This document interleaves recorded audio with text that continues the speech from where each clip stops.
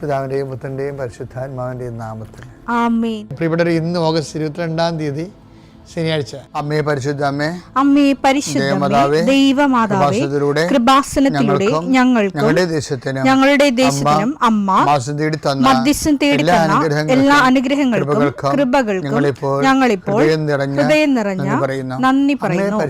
അമ്മേ പരിശുദ്ധമ്മേ ദൈവമാതാവേ, 2004 ഡിസംബർ 7 ഉച്ചകഴിഞ്ഞ് 2:30 കൃപാസനത്തിൽ സംഭവിച്ച അമ്മയുടെ പ്രത്യക്ഷപ്പെടലിനെ കുറിച്ച് തിരുസഭയ്ക്ക് സമർപ്പിച്ചിരിക്കുന്ന പഠനരേഖകളുടെ മേൽ സഭാത്മകമായ പഠനം ആരംഭിക്കുവാൻ ഞങ്ങൾ പ്രാർത്ഥിക്കുന്നു.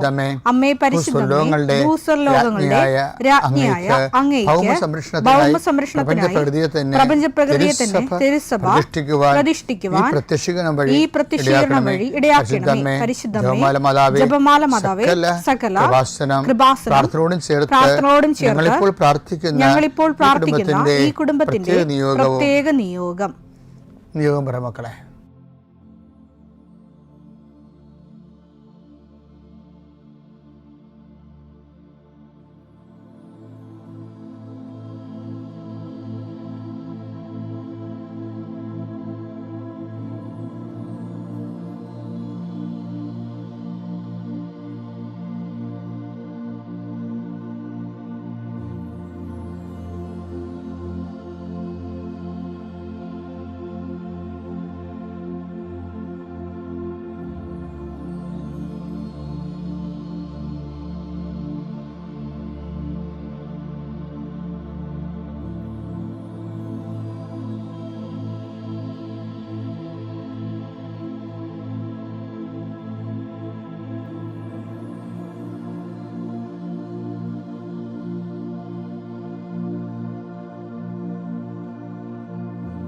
അമ്മയുടെ പ്രത്യക്ഷീകരണത്തിന്റെ ഈ അനുഗ്രഹവേളയിൽ ഞങ്ങൾക്ക് സാധിച്ചു തരുവാൻ കനിയണമേ. ആമേൻ. വിശ്വാസ പ്രമാണം. സർവശക്തനായ പിതാവും ആകാശത്തിന്റെയും ഭൂമിയുടെയും സൃഷ്ടാവുമായ ദൈവത്തിൽ ഞാൻ വിശ്വസിക്കുന്നു. അവിടുത്തെ ഏകപുത്രനും ഞങ്ങളുടെ കർത്താവുമായ ഈശോമിശിഹായിലും ഞാൻ വിശ്വസിക്കുന്നു. ഈ പുത്രൻ പരിശുദ്ധാത്മാവിനാൽ ഗർഭസ്ഥനായി കന്യകാമറിയത്തിൽ നിന്ന് പിറന്ന് പൊന്തിയോസ് പീലാത്തോസിന്റെ കാലത്ത് പീഡകൾ സഹിച്ച് കുരിശിൽ തറയ്ക്കപ്പെട്ട് മരിച്ച് അടക്കപ്പെട്ട് പാതാളങ്ങളിൽ ഇറങ്ങി മരിച്ചവരുടെ ഇടയിൽ നിന്ന് 3-ാം നാൾ ഉയർത്ത് സ്വർഗത്തിലേക്ക് എഴുന്നള്ളി സർവശക്തിയുള്ള പിതാവായ ദൈവത്തിന്റെ വലതുഭാഗത്തിരിക്കുന്നു. അവിടെ നിന്ന് ജീവിക്കുന്നവരെയും മരിച്ചവരെയും വിധിക്കുവാൻ വരുമെന്നും ഞാൻ വിശ്വസിക്കുന്നു. പരിശുദ്ധാത്മാവിലും ഞാൻ വിശ്വസിക്കുന്നു.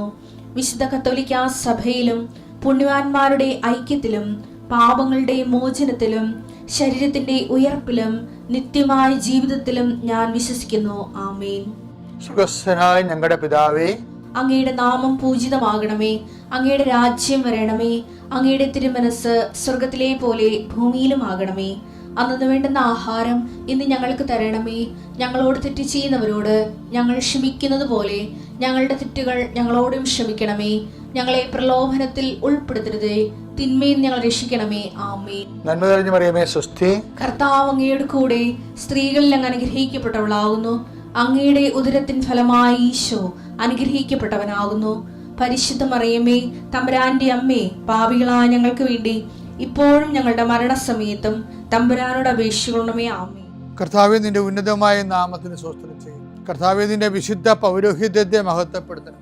40 വർഷം ഞാൻ അർപ്പിച്ച കുർബാനയുടെ യോഗ്യതയാൽ കൃപാസ്ഥാനത്താറെ ജീവനോടെ പ്രത്യക്ഷപ്പെട്ട പരിശുദ്ധ അമ്മയുടെ മാധ്യസ്ഥതയിലെ ഞാൻ അങ്ങയുടെ മക്കൾക്ക് വേണ്ടി പ്രാർത്ഥിക്കുന്നു.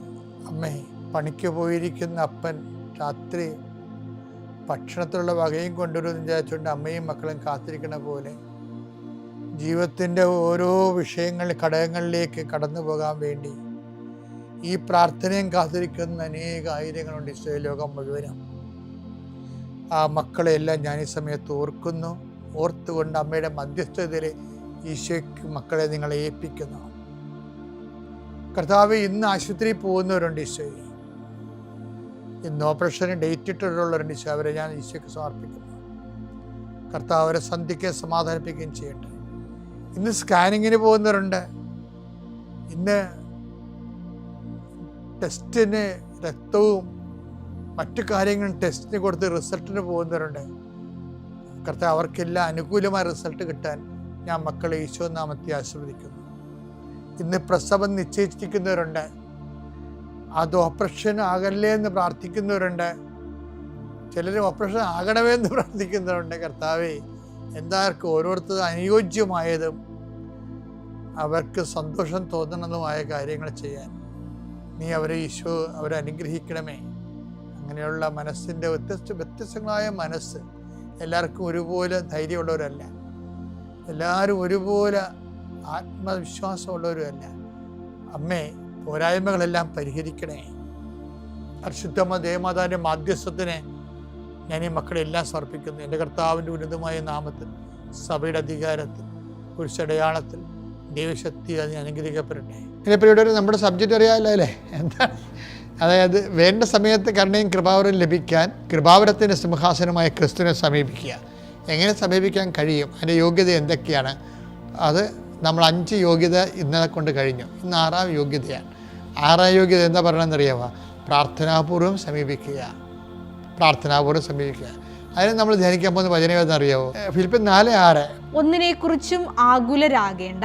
ഒന്നിനെക്കുറിച്ചും ആകുലരാകേണ്ട. പ്രാർത്ഥനയിലൂടെയും അപേക്ഷയിലൂടെയും കൃതജ്ഞതാസ്തോത്രങ്ങളോടെ നിങ്ങളുടെ യാചനകൾ ദൈവസന്നിധിയിൽ അർപ്പിക്കുവിൻ. ദൈവസന്നിധി യാചന അർപ്പിക്കുന്നതിൻ്റെ ഒരു കുഴപ്പമില്ല. കൃതജ്ഞതാ സ്വസ്ഥങ്ങളോടെ അർപ്പിക്കുന്നതിനാണ് പരിശുദ്ധാത്മാവ് വേണ്ടി വരുന്നത്. അവിടെ വിഷയം യാചന പറയാൻ എന്താ? നമ്മൾ മൊത്തം യാചനയല്ലേ. പള്ളിയിലും ചെല്ലുമ്പോഴും നമ്മൾ വിശ്വാസിയുടെ പ്രാർത്ഥന എന്ന് പറയും. വിശ്വാസിയുടെ പ്രാർത്ഥന എന്ന് പറയുമ്പോൾ പുരോഹിതൻ്റെ പ്രാർത്ഥന അല്ലെന്നായി പറയണതേ. വിശ്വാസികളുടെ പ്രാർത്ഥന എന്താ? കൊണ്ടുപോയോ എന്നല്ല പ്രാർത്ഥിക്കണത്. പള്ളിക്ക് വിശ്വാസികളുടെ പ്രാർത്ഥന എന്ന് പറഞ്ഞതല്ലേ യാചന പ്രാർത്ഥനയല്ലേ? അതല്ല യാചന പ്രാർത്ഥനയാണ്. പക്ഷേ ഈ യാചന പ്രാർത്ഥനയ്ക്കൊണ്ട് കുഴപ്പം, ഇതിന് ചുതി തട്ടാൻ സാധ്യതയുണ്ട്.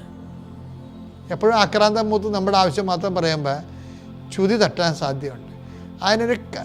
അത് ദൈവത്തിനെ കൂടി സ്വീകാര്യമാകുന്ന കണ്ടൻറ്റ് വെക്കണം. ഇപ്പം നമ്മൾ വെള്ളയപ്പമൊക്കെ ഇല്ലേ, വെള്ളയപ്പമൊക്കെ ഉണ്ടാക്കുമ്പോൾ ഞങ്ങളുടെ നാട്ടിൽ വെള്ളയപ്പം എന്നാണ് പറയുന്നത്. വെള്ളയപ്പം നിങ്ങൾ പറയണത് പാലപ്പം പരന്നപ്പത്തിനാണ് ചിലർ വെള്ളയപ്പം എന്ന് പറയണം. പരന്നപ്പം അത് ഞങ്ങളെ പാലപ്പം എന്ന് പറയും നിങ്ങളുടെ നാട്ടിൽ. അത് ഭയങ്കര രുചിയാണ്. ഇങ്ങനെ ചിറക് പോലെ ഉണ്ടാകും ചുറ്റോട് ചുറ്റും. അത് അങ്ങനെ ചെയ്യുന്ന ആൾക്കാരൊക്കെ മരിച്ചുപോയി. ഇപ്പോൾ പാലപ്പം എന്നൊക്കെ പറയണത് ചുമ്മാ കടയിൽ നിന്ന് ഇപ്പോൾ പൊടി മേടിച്ചിട്ട് എല്ലാം വെള്ളയപ്പമായിട്ടല്ലേ ഇരിക്കണേ. ഇപ്പോൾ അതല്ല, അതൊരു ഹെറിറ്റേജ് ആയിട്ടുള്ള ഭക്ഷണമാണ് വെള്ളയപ്പം. ഞങ്ങൾക്ക് 2 അപ്പമാണ് ഉള്ളത് ആലപ്പുഴ ക്രിസ്ത്യൻസിൻ്റെ കൂട്ടത്തിൽ. പിതിരപ്പമുണ്ട്, വെള്ളയപ്പമുണ്ട്. പിതിരപ്പം എന്ന് പറയണത് അത് ചില ആൾക്കാർ അതിനെ പറയണത് കറുത്തപ്പം എന്നൊക്കെ പറയാം. അതൊക്കെ ചുമ്മാ വിവരമില്ല പറയണതാണ്. പിതിരപ്പം എന്ന് പറയണത് നമ്മളുടെ ശർക്കരയും ഇതെല്ലാം കൂടി ചേർത്തിട്ട് ഈ പോർട്ടിച്ചയുടെ കാലത്ത് നമുക്കറിയാമല്ലോ, പാതിരി എന്ന് കേട്ടിട്ടില്ല, ഫാദേഴ്സ് ഹൗസിൽ ഉണ്ടാക്കണം. അതുമായിട്ട് ബന്ധപ്പെട്ട് വരുന്ന തറവാടിത്തുള്ള അപ്പമാണ് പിതിരപ്പം എന്ന് പറയുന്നത്. അതിപ്പോൾ ആ പിതിരപ്പം എന്നുള്ള വാക്ക് ഇപ്പോൾ ആൾക്കാർ ഉപയോഗിക്കുന്നില്ല. വെള്ളയപ്പം നമുക്ക് കിട്ടിയത് വെള്ള കൊണ്ടപ്പമല്ല. വെള്ള എന്ന് പറയണത് നമുക്ക് ബുദ്ധിസ്റ്റ് ട്രഡീഷനിൽ നിന്ന് വന്നതാണത് വെള്ളയപ്പം. അല്ല വെള്ളപ്പൊക്കത്തിൽ നിന്നുള്ള വെള്ളം അല്ലത്. വെള്ള എന്ന് പറഞ്ഞ ഭഗവതിയായിരുന്നു. ജൈനിസത്തിൽ വെള്ള ഭഗവതി ഉണ്ടായിരുന്നു. ആ ജൈനക്കാരുടെ അപ്പമാണത്, ജൈനീസിൻ്റെ അപ്പമാണത് വെള്ളയപ്പം എന്ന് പറയുന്നത്. വെള്ളയമ്പലം, വെള്ളയപ്പം. അപ്പോൾ അതിൻ്റെ അകത്ത് ഇതെല്ലാം അത് നമ്മുടെ നാട്ടിലെ പുരാതന ഭക്ഷണം, ഒരു 3000 കൊല്ലമെങ്കിലും പഴക്കമുള്ള ഭക്ഷണമാണ് വെള്ളയപ്പം എന്നൊക്കെ പറഞ്ഞാൽ. പിന്നെ നമ്മൾ എൻ്റെ കള്ളൊക്കെ ചേർത്ത് കള്ളപ്പമൊക്കെ ആക്കി മാറ്റി. എന്നാലും അത് ടേസ്റ്റാണ്. എനിവേ, ഞാനീ പറയുന്നത് കാരണം ഇപ്പോഴും നമ്മൾ പാത്രത്തിൽ പുഴുങ്ങുന്ന അപ്പത്തിൻ്റെ കൂടെ പിള്ളേർ കഴിക്കത്തില്ല. പിള്ളേർക്ക് പിന്നെ എന്ത് ചെയ്യും? നമ്മളൊരു മുന്തിരി കൂടി വെച്ച് കൊടുക്കും. ഉണക്ക മുന്തിരി കൂടി വെച്ച് കൊടുക്കും. 1-2 മുന്തിരിയും കുറച്ച് ഏത്തപ്പഴമൊക്കെ പുഴുങ്ങിയത് എടുത്തിട്ട് അരിഞ്ഞ് അത് ചേർത്തിട്ട് അപ്പം നമ്മുടെ പിള്ളേർക്ക് വെച്ച് കൊടുക്കുകയാണെങ്കിൽ പിള്ളേരെന്ത് ചെയ്യുന്നറിയാമോ? ആ കറുത്ത മുന്തിരി വെള്ളയപ്പം തിന്നത്തില്ല. അതിൽ ഏത്തപ്പഴവും ഏത്തക്ക പൊട്ടും അതുപോലെ തന്നെ മുന്തിരിയും എടുത്ത് കഴിക്കും. ഇതുപോലെ തന്നെയാണ് നമ്മൾ പ്രാർത്ഥനയ്ക്ക് കുറച്ച് ഏത്തപ്പഴവും മുന്തിരിയൊക്കെ ചേർത്ത് പ്രാർത്ഥിക്കുന്നത് നല്ലതാണ്. എന്ന് വെച്ച് കഴിഞ്ഞാൽ എപ്പോഴും കൊണ്ടുപോയോ എന്ന് പറഞ്ഞ വാചനപ്പെടുത്തല്ല. അതാണ് ഈ ഫിലിപ്പിയർ പറയണത്. എന്താ പറയണത്? കൃതജ്ഞത ചേർക്കണമെന്ന്. അതാ ഞാൻ പറഞ്ഞ ഏത്തപ്പൊട്ട്, പഴുത്ത ഏത്തപ്പഴത്തിൻ്റെ പൊട്ടും ഉണക്ക മുന്തിരി എന്ന് പറഞ്ഞ കൃതജ്ഞത. വായിച്ച് ഒന്നിനെക്കുറിച്ചും ആകുലരാകേണ്ട പ്രാർത്ഥനയിലൂടെയും അപേക്ഷയിലൂടെയും കൃതജ്ഞതാ സ്തോത്രങ്ങളോടെ അതാണ് അതിലാണ് വിഷയം. അതാ കൃതജ്ഞത ചേർക്കണം. അപ്പം ദൈവത്തിന് അത് അട്രാക്റ്റീവ്, അതായത് ദൈവത്തിന് സ്വീകാര്യമാകുന്ന പ്രാർത്ഥനയാണത്. അപ്പം ദൈവത്തിനെ കൂടി അതിൻ്റെ അകത്ത് നമ്മൾ ആ പ്രാർത്ഥനയ്ക്ക് നമ്മൾ കക്ഷിയാക്കുന്നുണ്ട്. അപ്പം പ്രാർത്ഥന ഒരു പ്രധാനപ്പെട്ടതാണ്, യോഗ്യതയാണ് വാഗ്ദാനപ്പെട്ട് സമീപിക്കാൻ. പക്ഷേ കൃതജ്ഞത അതിലുണ്ടാകണം. പിതാവിൻ്റെയും പുത്രൻ്റെയും പരിശുദ്ധ നാമത്തിൽ.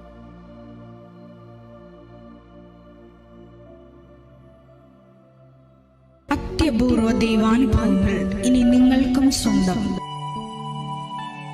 ഈ യൂട്യൂബ് ചാനൽ ഇതുവരെ സബ്സ്ക്രൈബ് ചെയ്തിട്ടില്ലെങ്കിൽ ഇപ്പോൾ തന്നെ സബ്സ്ക്രൈബ് ചെയ്യുക.